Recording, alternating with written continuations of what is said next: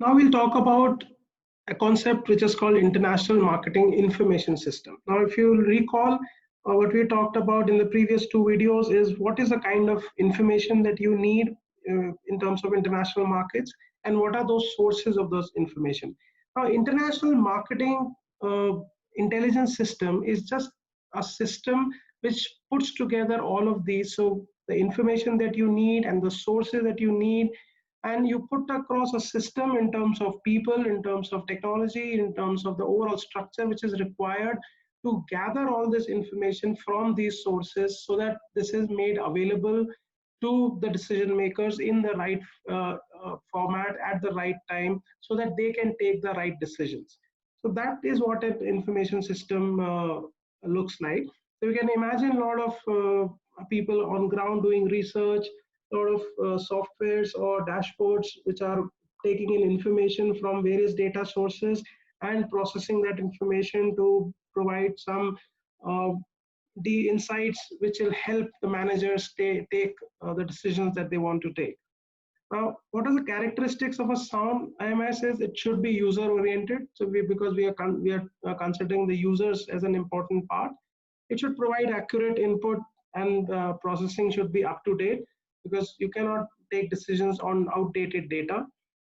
It should be available on demand and anywhere.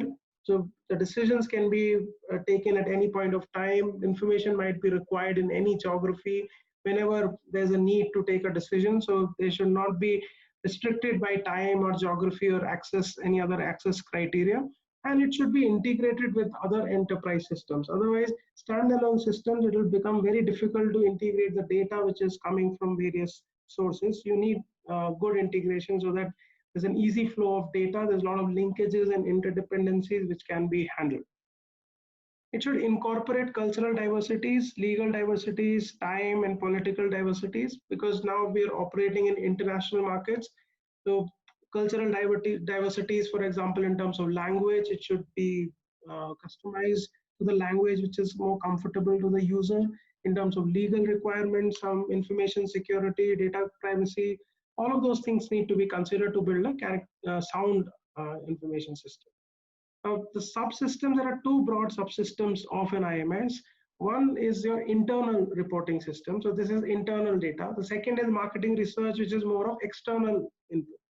Internal data can come from your sales, from your consumer feedback, from orders, from shipments, your account payables, receivables, inventory, etc. So this is your enterprise system, which is collating all data from various departments and sections of your enterprise and bringing it together to be processed, to be consumed, and then converted into insights for decision making. The second is an external aspect around market research, which we'll talk about in the later videos.